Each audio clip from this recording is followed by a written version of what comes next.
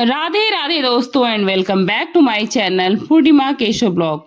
शास्त्रों के मुताबिक एकादशी का यह व्रत न केवल सांसारिक सुख प्रदान करता है बल्कि साधक को आध्यात्मिक उन्नति की ओर अग्रसर भी करता है। यदि आपके जीवन में भी लगता है कि किसी भी प्रकार का बोझ, समस्या, पश्चाताप या फिर असफलताएं हैं, तो आप इस कथा की महिमा को एक बार ध्यान पूर्वक और पूरी सुनिए। आपके मन को शांति और जीवन की उन्नति का रास्ता आप सभी को अवश्य मिल जाएगा।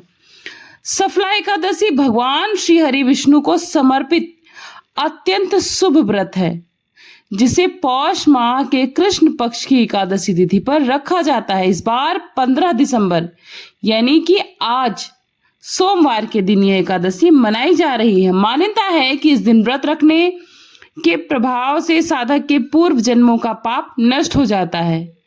आप में से काफी लोग आज व्रत रखे होंगे और जो लोग नहीं रखे होंगे उनके लिए भी कुछ खास है। साथ ही विष्णु जी की कृपा कैसे प्राप्त करनी है, आपके रुके हुए कार्यों में कैसे गति पानी है। शास्त्रों के मुताबिक एकादशी का यह व्रत केवल सांसारिक सुख नहीं बल्कि साधक को आध्यात्मिक उन्नति और अपने जीवन की असफलताओं को सफलताओं में कैसे बदलना है इस तरफ अग्रसर करता है।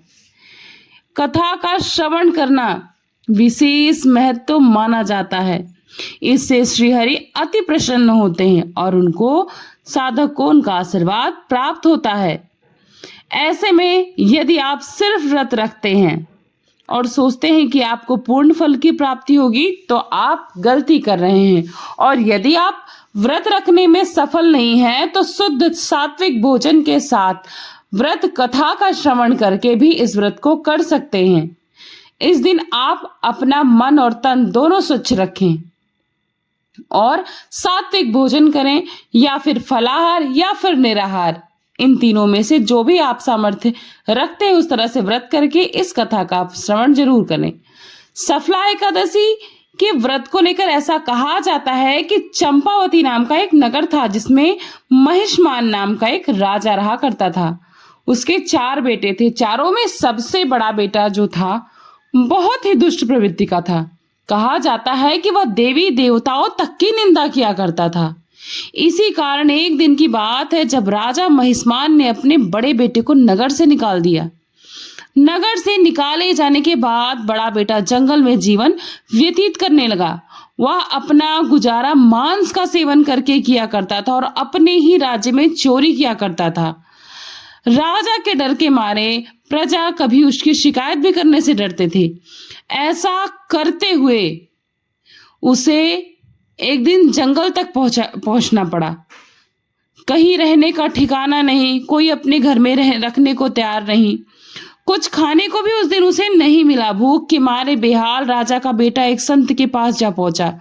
उस दिन एकादशी की तिथि थी और वो भी सफला एकादशी। वहीं राजा का बेटा जब संत से मिला तो संत ने उसका मान सम्मान तक किया। यही नहीं, राजा के बड़े बेटे को संत ने भरपेट भोजन कराया। साथ खाना ग्रहण करने के बाद संत के इस व्यवहार से राजा का बेटा बहुत प्रसन्न हुआ और उनका शिष्य भी बन गया। फिर समय के साथ साथ राजा के बेटे में काफी बदलाव आया। इसी पर संत ने उन्हें एकादशी व्रत को रखने को कहा। संत की बातें सुनकर उसने व्रत कर सभी जुड़े नियमों का पालन किया। राजा के बेटे द्वारा रखे गए एकादशी के व्रत के प्रभाव से महात्मा उसके सामने प्रकट हुए। इस दौरान महात्मा के स्वरूप में स्वयं राजा महिष्मान खड़े थे। इसके बाद उन्हें भगवान विष्णु का भी दर्शन प्राप्त हुआ और स्वप्न में आकर भगवान विष्णु बोले कि पुत्र, तूने आज तक जो भी पाप किया उसका पश्चाताप भी किया। इस चीज से मैं बहुत प्रसन्न हूं। अब तू अपने राज्य में जा और अपने पिता के कार्यभार को संभाल। दूसरे दिन सफला एकादशी थी।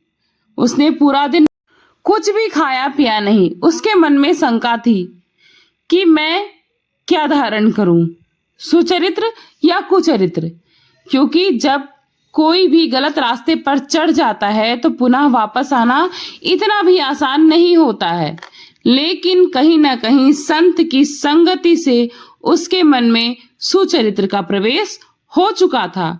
जाने अनजाने सोच विचार में वो पूरा दिन उस दिन कुछ नहीं खाया पिया और उसके बाद वो निकल पड़ा अपने राज्य की तरफ।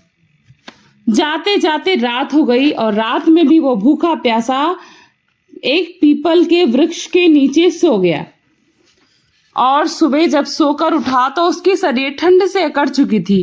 धूप की गर्मी पाकर उसके शरीर में थोड़ी जान आई।